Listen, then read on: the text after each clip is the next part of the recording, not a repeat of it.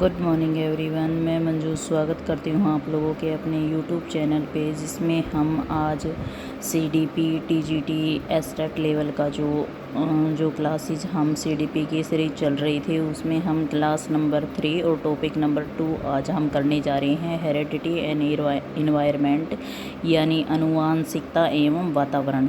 तो आइए हम क्लास को स्टार्ट करते हैं। तो आनुवांशिकता होती क्या है? जो विशेषताएं हमें अपने पूर्वजों से मिलती हैं या जो उनके गुण हमें अपने पूर्वजों से मिलते हैं वो आनुवांशिकता कहलाती है। ये जो आगे प्रोसेस है मेल फीमेल का जो जीन वगैरह क्रोमोसोम्स होते हैं जिनके द्वारा बच्चे पैदा होते हैं, वो जो प्रक्रिया है वो मैंने आप लोगों को चित्र में अच्छे से समझा रखी है, तो इसको आप लोग ध्यान से देखकर समझ सकते हैं। अगला है क्रोमोसोम्स के कितने जोड़े होते हैं? क्रोमोसोम्स के 23 जोड़े होते हैं और कुल क्रोमोसोम 46 क्रोमोसोम होते हैं। आनुवांशिकता के गुण नियम, आनुवांशिकता के जो गुण हैं वो नियम हैं, वो क्या हैं? तो वो नियम निम्नलिखित हैं। समानता का नियम, जैसा माता पिता हो वैसा ही बच्चा होता है, उसको हम समानता का नियम बोलते हैं। आनुवांशिकता में भिन्नता का नियम, भिन्नता का नियम में इसमें माता पिता के गुण बच्चों में नहीं आते। जैसे माता पिता होते हैं वैसा बच्चा नहीं होता बिल्कुल भी। प्रत्यागमन का नियम अगला है, माता पिता के गुण बच्चे में न आना, यानी माता पिता के जो रूप आकार है वो बच्चों में नहीं आता। रूप आकार वो भिन्नता का नियम होता है। और गुण ही बच्चे में न आना, कोई भी गुण माता पिता के बच्चे में न आना, ये कहलाता है हमारा प्रत्यागमन का नियम, यानी माता पिता से विपरीत ही बच्चे होने।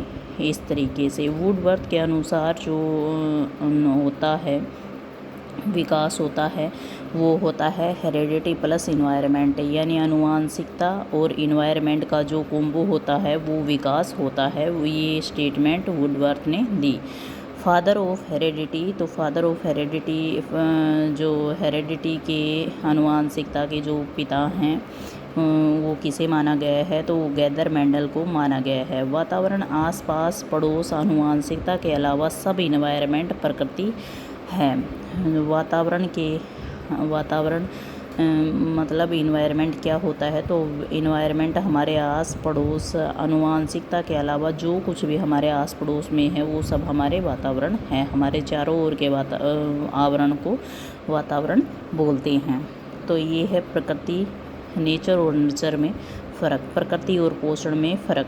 ये स्थिर होता है, प्रकृति है जो स्थिर होती है और पोषण है वो गतिशील होता है, हम उसको कैसे भी सेटल कर सकते हैं। ये जन्मजात होता है और पोषण है ये बनाई जाती है, आधार बनाती है, ये जन्म का जो आधार वो बनाती है। अगला है, ये मैं कुछ आप लोगों को क्वेश्चन कराऊंगी जो प्रीवियस ईयर क्वेश्चन में पेपर में आए हुए हैं और जो KVS, CTET, STET और DSSB में भी शिक्षक भर्ती में पूछे गए क्वेश्चन हैं CDP के। तो आइए उनको करते हैं। कोई भी क्वेश्चन आप लोगों का छूटना नहीं चाहिए। तो मोनोजाइगेटिक जुड़वा है एवं डिजिगेटिक जुड़वा है। तो इसमें क्या होता है? मोनोजाइगेटिक होता है जुड़वा, किस तरह का जुड़वा है? तो आइडेंटिकल जुड़वा होता है, यानी सेम बच्चे होते हैं, सेम बच्चे इसमें होते हैं। जैसे दो लड़के हैं तो दो लड़की होती हैं, दो लड़के हैं तो दोनों लड़के ही होते हैं, दो लड़कियां हैं तो दो बच्चे हैं तो दोनों लड़की ही होती हैं।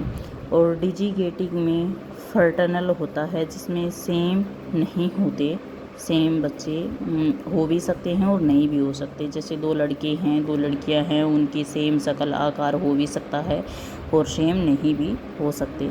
अगला है, आनुवांशिकता सबसे महत्वपूर्ण भूमिका निवारण करती है। तो वो किस में करती है आनुवांशिकता?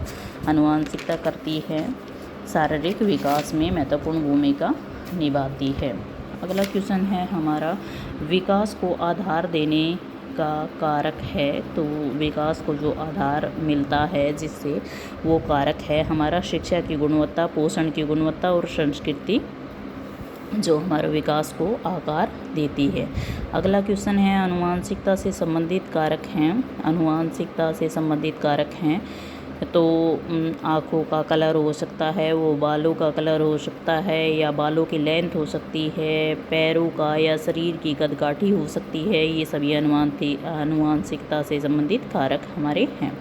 प्रकृति पोषण विवाद में प्रकृति से क्या तात्पर्य है? तो है जैविक एवं वंशानुगत जानकारी। अगला क्वेश्चन है पुरुष में 22 जोड़े गुणसूत्र समान होते हैं तो उनको क्या बोलते हैं? तो उनको ऑटोसोम बोलते हैं। अगला क्वेश्चन है आनुवांशिकता को एक सामाजिक संरचना माना गया है। आनुवांशिकता को एक स्थिर सामाजिक संरचना माना गया है। अगला क्वेश्चन है आनुवांशिकता मेकअप पर्यावरण के गुणों के लिए एक व्यक्ति की जवाबदेही को प्रभावित करता है।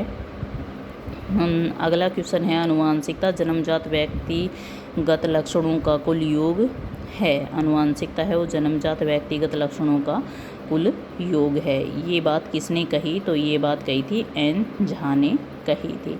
तो आज हमारी क्लास यहीं समाप्त होती है। अगली क्लास में मैं सामाजिकरण के बारे में आप लोगों को पढ़ाऊँगी, जो हमारी क्लास नंबर 4 रहेगी और चैप्टर नंबर 3 हमारा रहेगा। अगर आप लोगों को मेरी क्लास पसंद आती हैं तो प्लीज़ क्लास को लाइक, शेयर एंड सब्सक्राइब कीजिए। Bye and take care.